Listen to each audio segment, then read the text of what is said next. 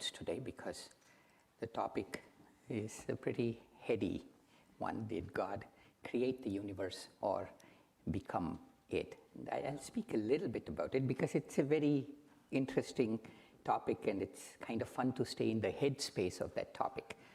But what's startling about this topic is it's also when you get into it, when you get into the essence of this question, it becomes an extremely practical thing, not so much to think about, but to implement. It has consequences in our life.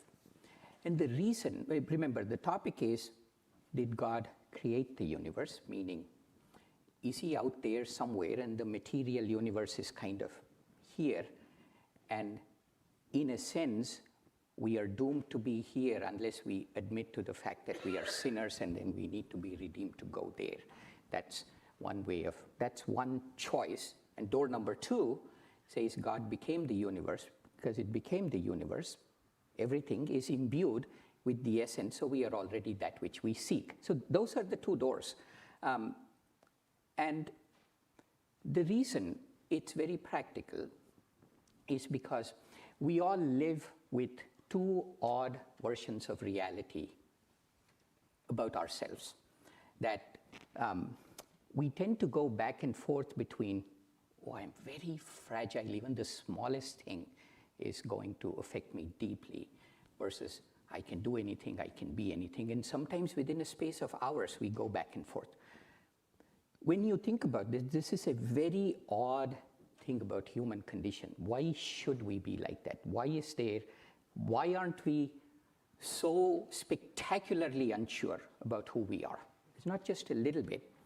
And the art and science of Raja Yoga, which is it's a 13-week course, and it's going to begin around the end of this month. And around this time, I always begin to start reading a wonderful book that Swami Kriyananda, our founder, wrote. It's called The Art and Science of Raja Yoga.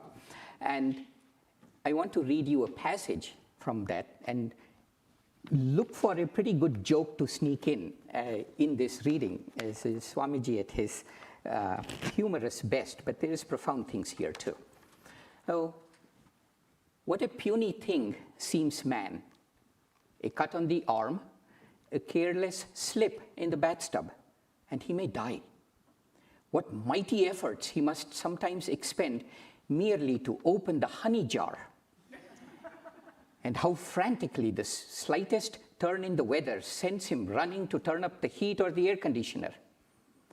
Amid a universe of wonders, he rejoices only that his baldness is less advanced than that of his fellow neighbors.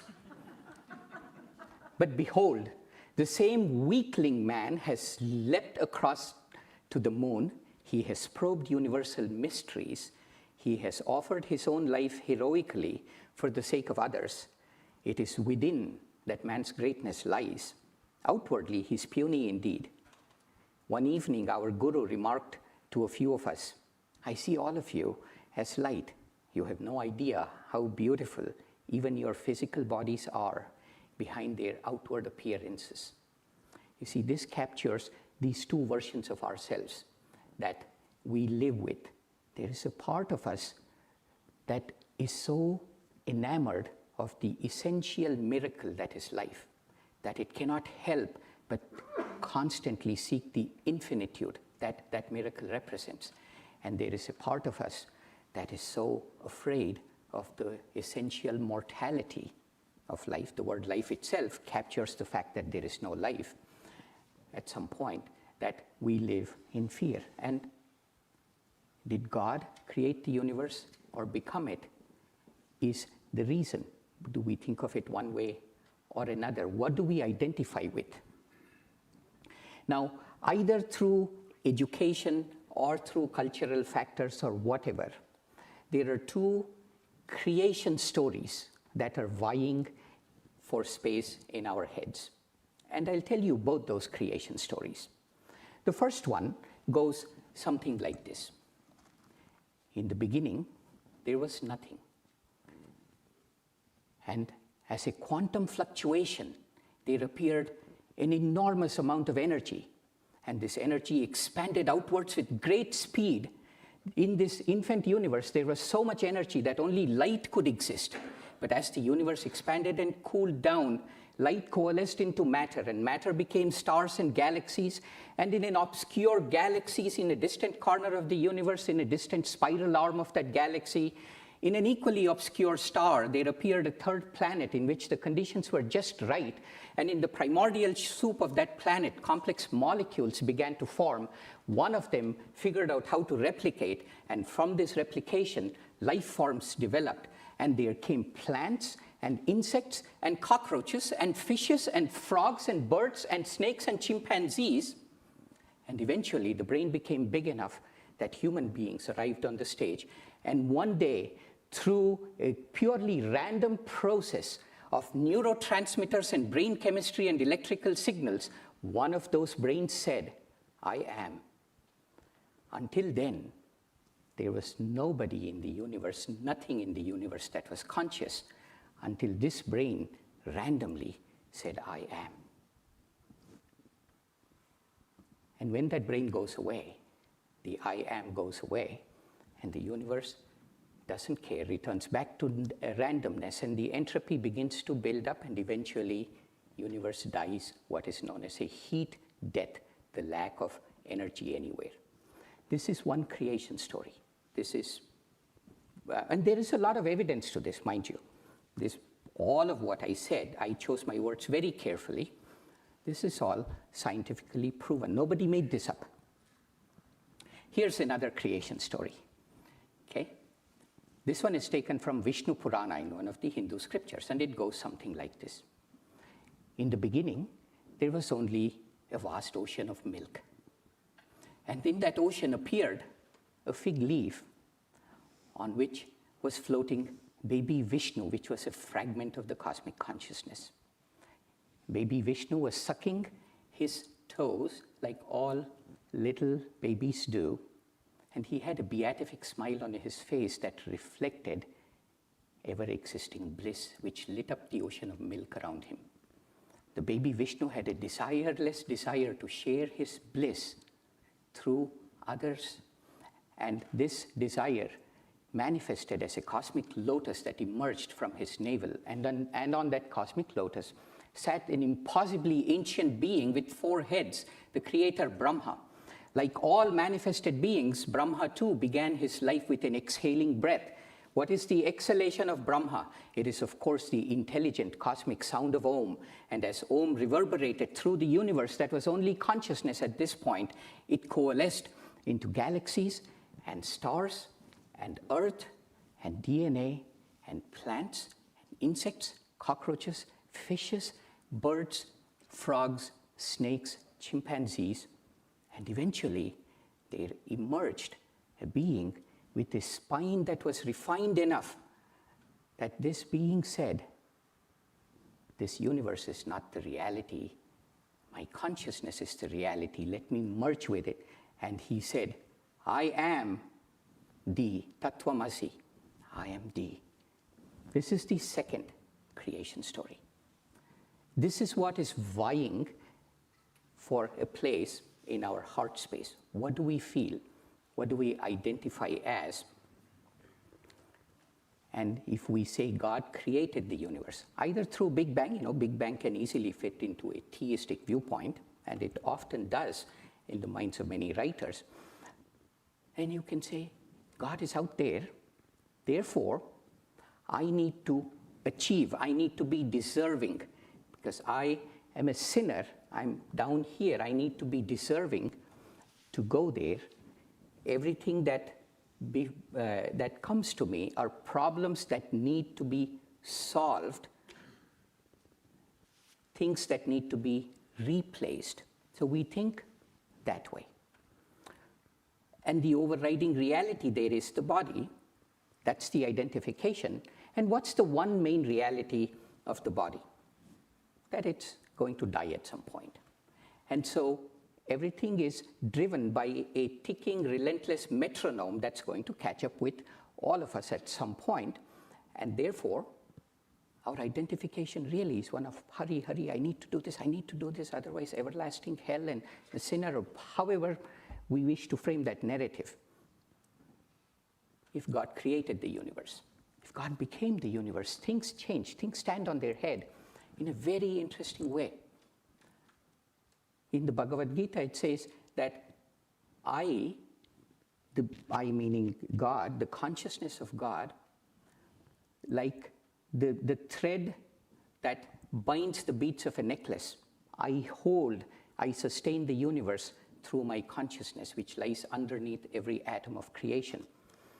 In that case, I, you, and everybody, we are already that which we seek. So enlightenment is not a process of achievement, but rather one of revelation. And our entire approach changes in the following way, that we are not so much determined by the ability of the body, but by the habits and the level of consciousness in the mind. There was once, my thing, for whatever reason, one of the habits I brought into this lifetime was a deep, misguided conviction that without regular meals, I'm going to feel tired. And it's a very big deal for me. And one of my yoga teachers from many years ago, we had trained for 15 days, very boot camp-like training, and then he realized that I still had a lot of this in me and kind of defined my life that way. This was in Sedona, and I told him I was going to Phoenix from there. He said, Grand Canyon's on the way, or a little bit off the way. Why don't you on your way stop by Grand Canyon and hike as much as you can without food or water? He knew me well enough to give advice like this, and it wasn't as austere as it sounds. There was a lot of kindness and thing to it.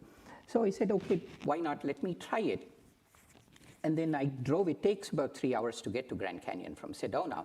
And I said, okay, I'm not going to eat or drink anything. And then there's a trail, I think it's called the Bright Angel Trail, which takes you all the way to the bottom of the Grand Canyon. So I hiked, but throughout it was really where my consciousness was. I kept thinking, I really should be falling down right about now because I've run out of I can do a lot of math in my head. I've run out of calories. This is the level of dehydration and the sodium and all. That narrative was running in my head, but all it took was to hold it when it was running and say, no, you're all wrong. That's a bunch of baloney, so I'm fine. And if you hold it, it would go. Then 15 minutes later, it would come back again. And then you kind of do it, and after about 2 hours, it was fine. I didn't make it all the way to the bottom. I did make it to a wonderful place called the Plateau Point, which is around, 3,600 feet from the rim. And then came back up. It was summer. It was all of that. But my point with that is, then I came right back to saying, I need food. But because that's, from lifetimes of karma, and it takes time to work itself out. The point is the human physiology adapts itself to the state of consciousness that we are in. It doesn't mean we can fly off a building. Maybe we can, but it's a different topic. But it does mean that there is more to what we perceive. And it's all, what state of consciousness do we exist in when confronted with, this part is important, and confronted with day-to-day problems. That we get up in the morning and there is a bunch of attitudes, limitations, habits to do things, and things we are afraid of, things we are looking forward to. This whole milieu comes with us every time we get up in the morning. And what do we do about that? Right in the last third of the Sermon on the Mount is where Jesus talks about seek ye the kingdom of God first. He kind of sets the priorities for devotees, and he says, seek ye the kingdom of God first. And then he also says, after that, he says, take therefore no thought of the morrow. That's tomorrow.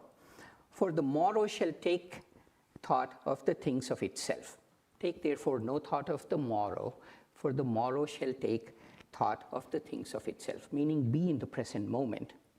Then he says something which I've long reflected on, because English is my second language. I sometimes feel like I don't understand many things. I said, sufficient unto the day the evil thereof. And first I thought, well, there are, satanic, immoral things that I do sufficient amount of evil today, so just focus on that. But then I read a bunch of commentaries and this and that, and said, well, Jesus is not talking about bad, immoral things or Satan. He's just saying there are enough challenges today that you don't need to add to it by worrying about tomorrow. Then I thought, sufficient. Why sufficient? That's that has a ring of just so, just enough, no more, no less. He could have said, you have plenty of challenges today, don't worry about tomorrow. Right? It's sufficient. And maybe I'm extracting a meaning that isn't there, but it's okay, it serves my purpose. And I'm going to tell you the meaning that I insist on extracting from this. That is, it is enough, it is sufficient for us to try and live in divine consciousness throughout our challenges today. Whatever they might be, they are both big enough and practical enough for us to go all the way. So there is a way that we can tread our journey of this particular day which is sufficient for us to reveal that which we really are. And the more willpower, the more concentration we put into it, the more that happens. That's why the spiritual path is famously, notoriously non-linear. It could be right now, you never know. The meditation at the end of today may be it. Sufficient unto the day. Everything we need for development is there in today's milieu. It is in that fundamental sense that we need to leave tomorrow to God, because God became creation. We are sparks of God. That's why it has such great consequences. You see, living in the present moment, and a very big assistance to, this is all fine, sounds wonderful, sufficient unto the day, the evil thereof, and I might get enlightened today, maybe too. I don't want to laugh it off. That, after all, we do need to get enlightened someday, might as well be today. But at the same time, we have lifetimes of practice of insufficient unto the day, the evil thereof, in all kinds of ways. Therefore, what is a practical way of living in that divine consciousness on a day-to-day basis? And Yogananda gave us many, many techniques for this. And one of the more underrated ones is the technique of affirmations. It's an entire thing on itself. I don't want to dwell too much on it, but basically, it goes something like this, that there is always the fact of some limitation, that I am this, but the truth of my higher self that I am not this. In other words, the fact is that I might be tired, but the truth is that there is within me enough energy to accomplish everything, even though I feel tired. So it's fact versus truth, and if we have the willpower to change the consciousness, then we tap into the higher source of energy, the higher source of peace, the higher source of self-control. This is what affirmations are. That's why you are affirming something that's already true, rather than positive thinking or wishful thinking or fantasizing. Affirmations are something that is already true. And to make it more concrete, a wonderful affirmation is, within me lies the energy to accomplish all that I will to do. Behind my every act is God's infinite power. Or the affirmation that we just did today, I will love others as extensions of myself and of the love I feel from God. And these are true no matter what.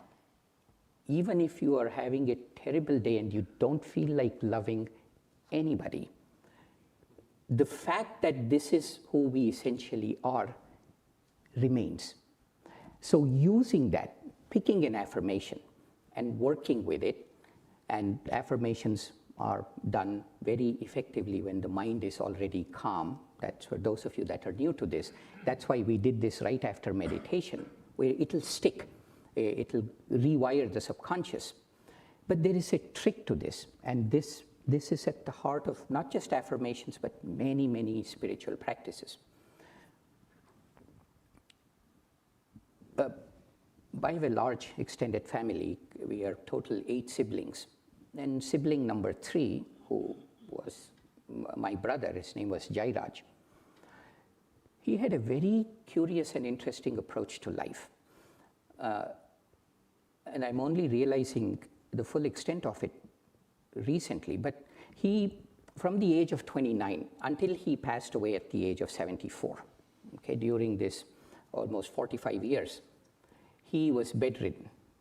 And he first had a knee surgery, then he had another knee surgery, then he had a hip surgery, which caused him to have a spinal surgery, which caused him to have a hip surgery. Then he had surgeries all the way up the spine, little by little, and on it went all through.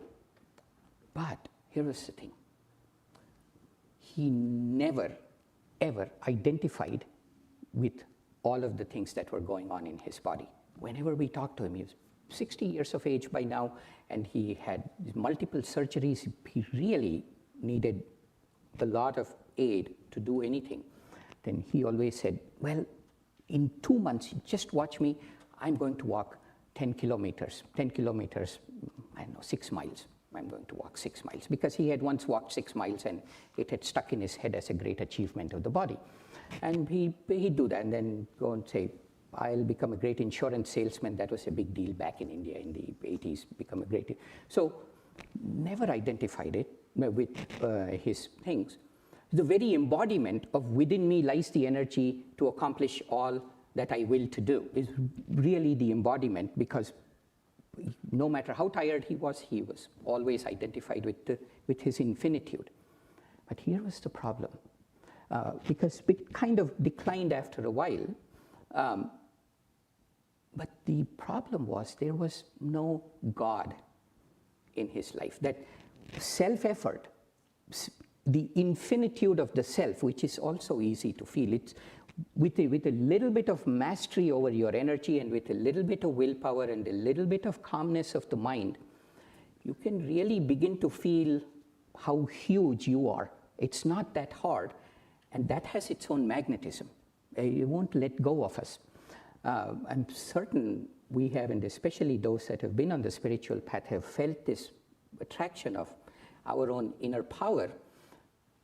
But there was no God in his life. Still, he had such an impact on all of us. We still recollect. He was the one that put me, in many ways, on the spiritual path.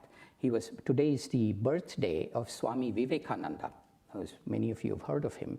January 12th in 1863, he was born, and almost exactly 30 years later, Paramhansa Yogananda was born.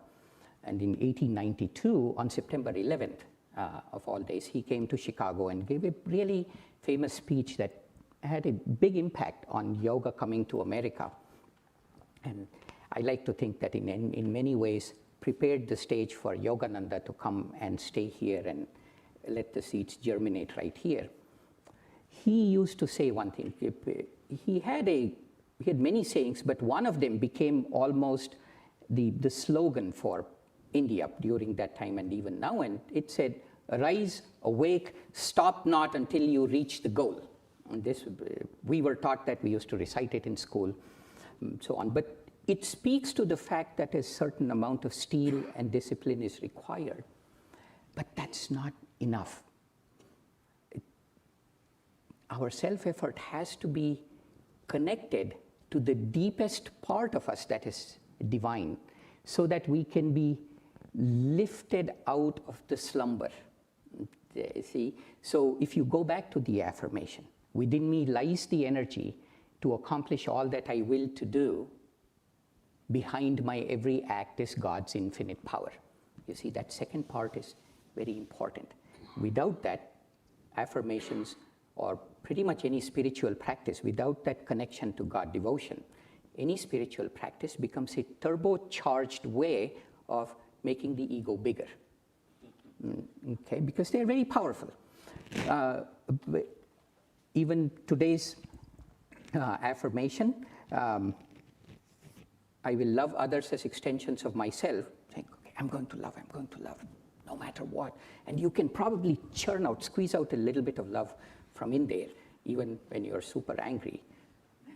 But then, isn't it so much more sustainable, scalable, and transformative when you add the second part? I will love others because of the love I feel from God. So this is what it means, the practical value that God became the universe lies in this one, that the self-effort to lift from the bootstraps out of the slumber, but always saying the result of the self-effort is, Riemann pointed out to some of us a week ago that duality too, the one that we love to get out of, is still of God. So you have to be in it, but always keep your eye on the pole star. Both are equally important. So I'll end.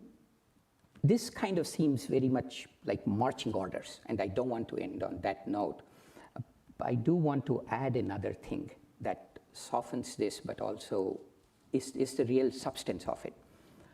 What happens when we make a continuous effort to tune in to the infinitude that lies within us is you do that through affirmations, you do that through prayer, you do that through kindness, you do that through loving other people.